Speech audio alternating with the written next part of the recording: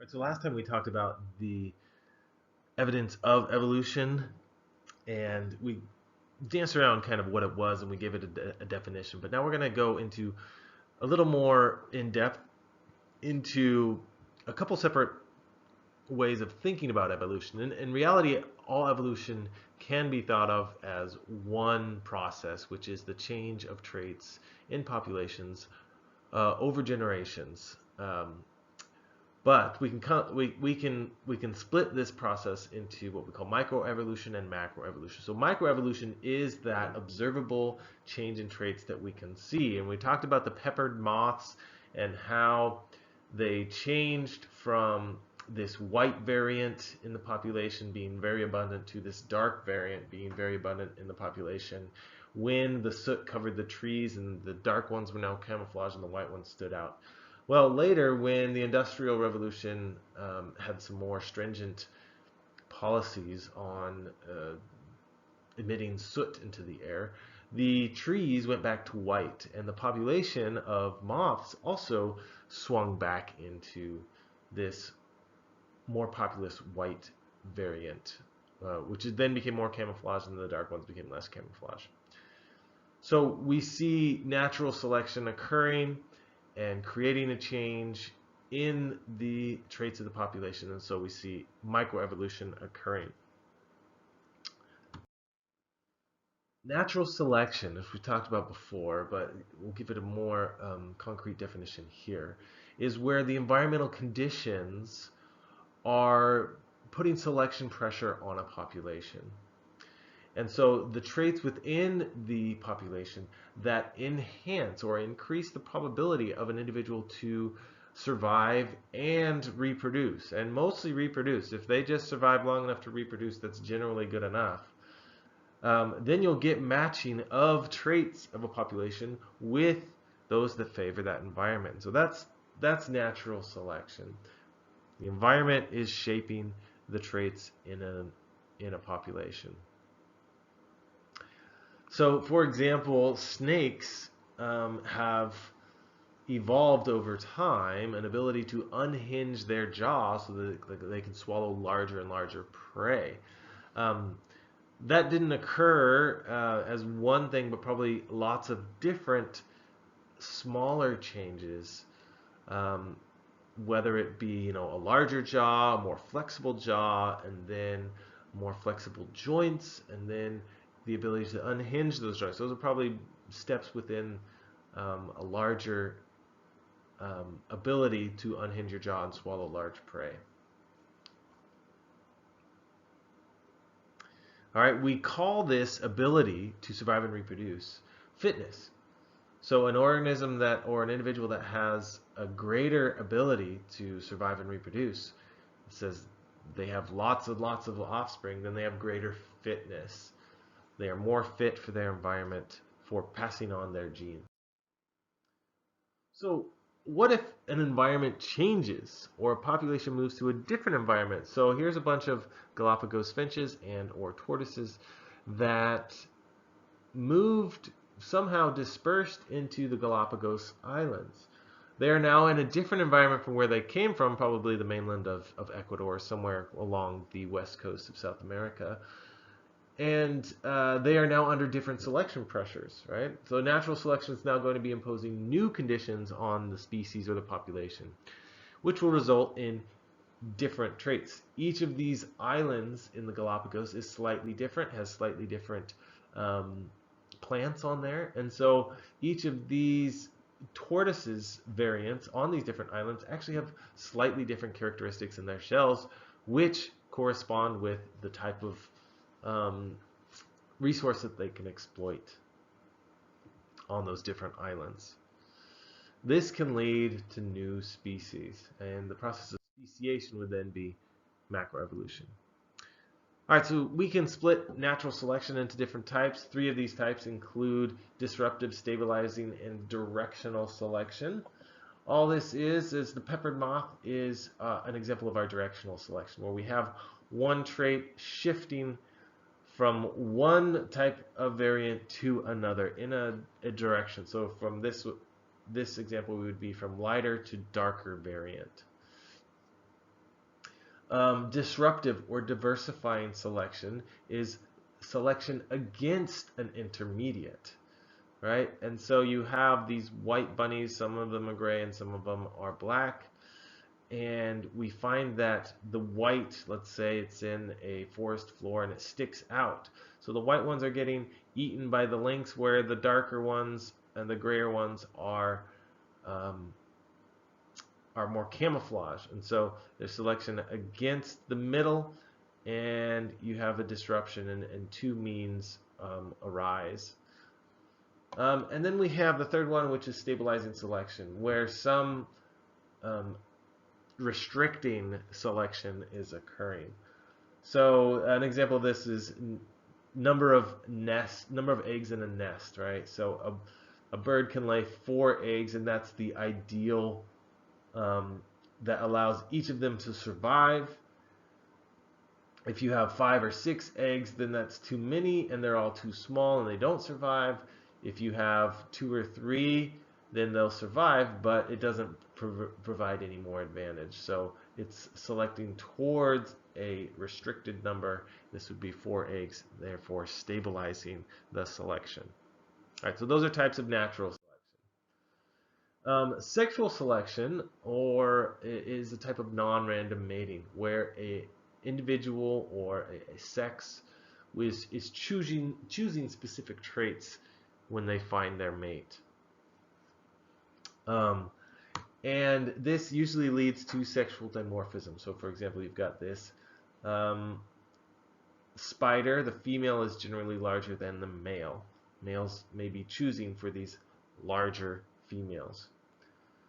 Intrasexual selection is where the selection is done within the sex. Okay, intersexual selection will the selection is being done between the sexes.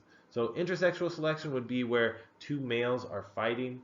An example of this are these anolis lizards.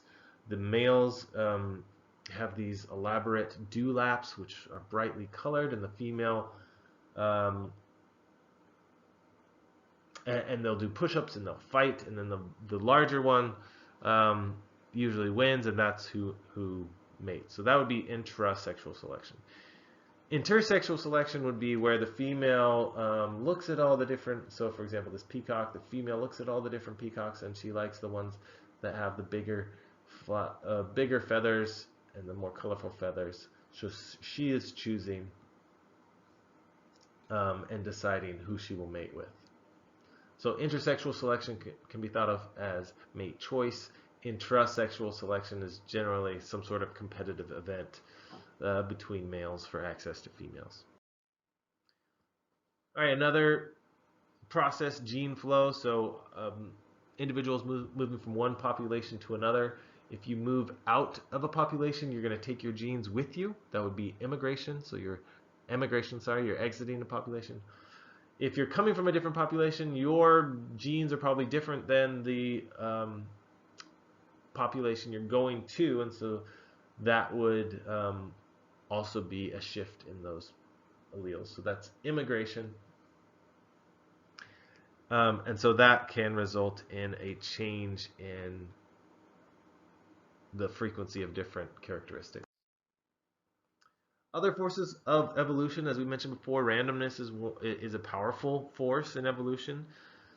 So just by random chance, you can have different characteristics being represented in a population.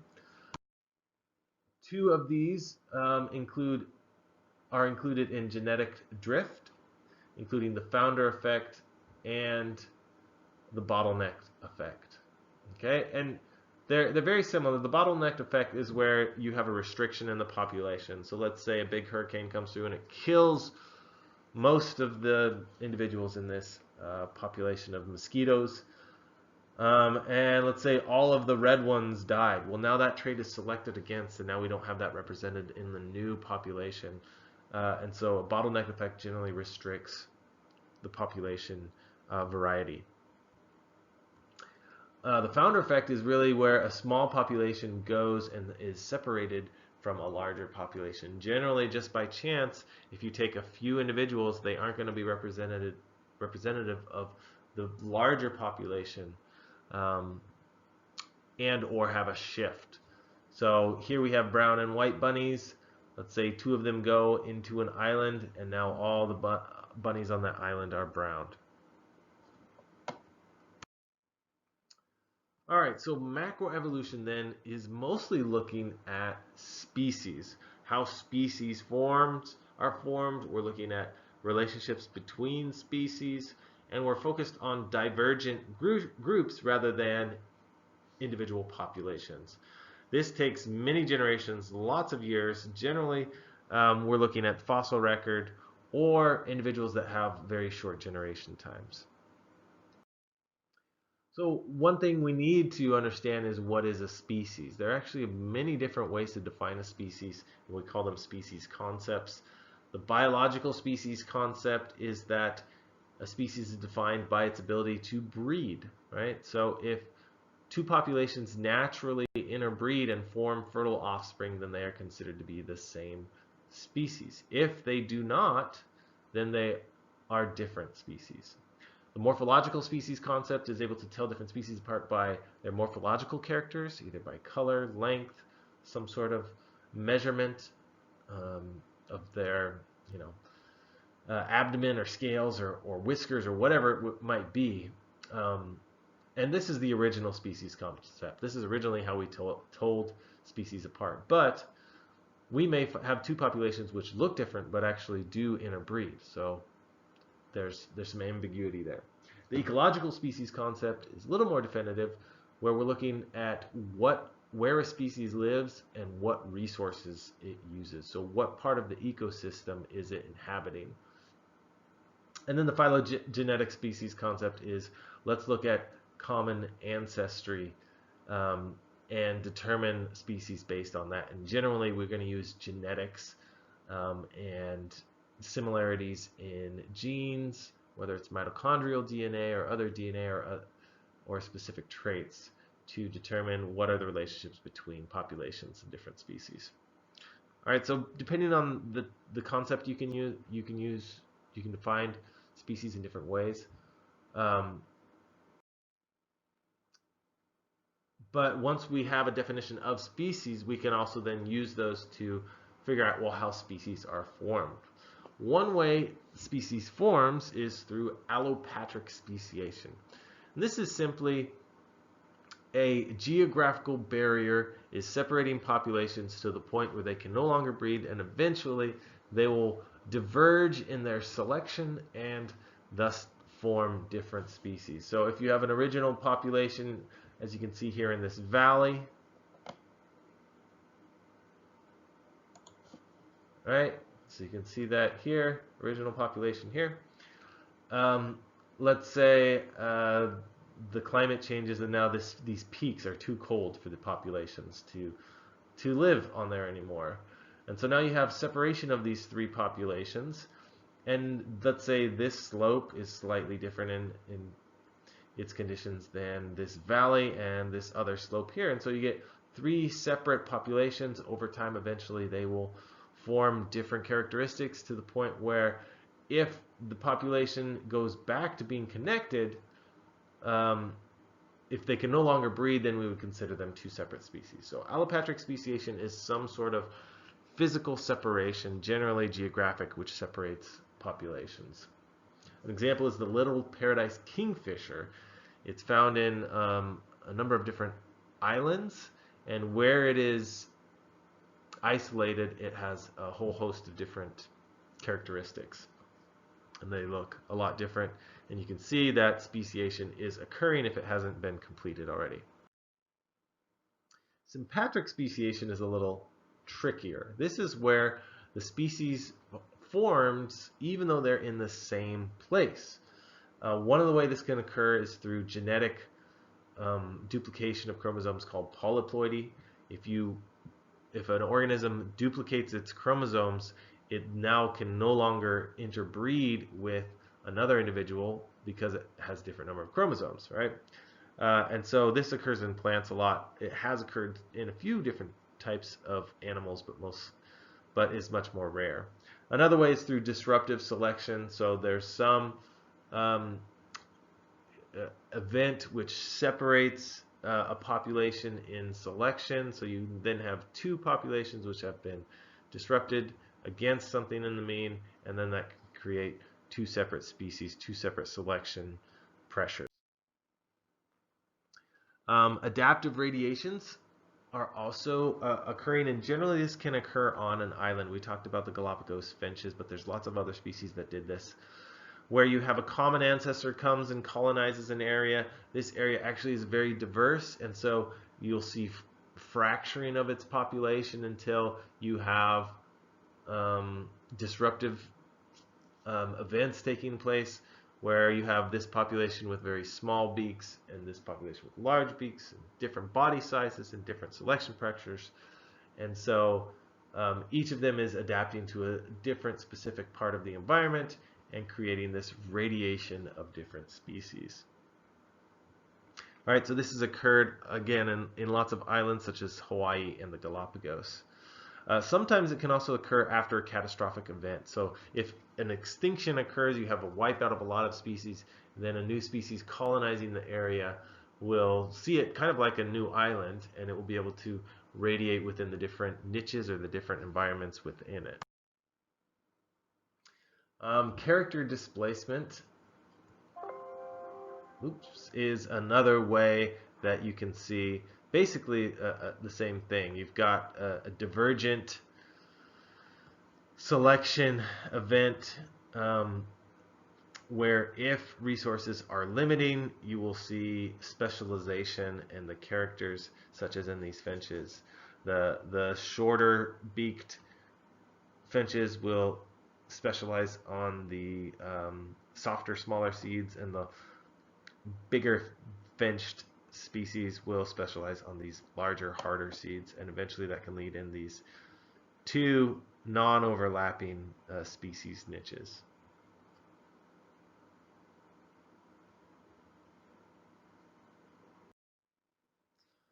All right. One other pattern in speciation is how often speciation occurs. There are two theories of the pace of evolution. One is that you have a gradual accumulation of different traits over time, and this is generally accepted as being the main event you see in the fossil record. But a new theory came out, well, it's not new now, but probably 40 years ago or so, that you have actually punctuated moments of lots of evolution taking place, and then followed by these periods of stability. In reality, both of them are occurring in many different species at the same time, and that they're events on a continuum. And you may have a punctuated equilibrium event in this certain group at this certain time based on some resource being available or some colonization of a new island.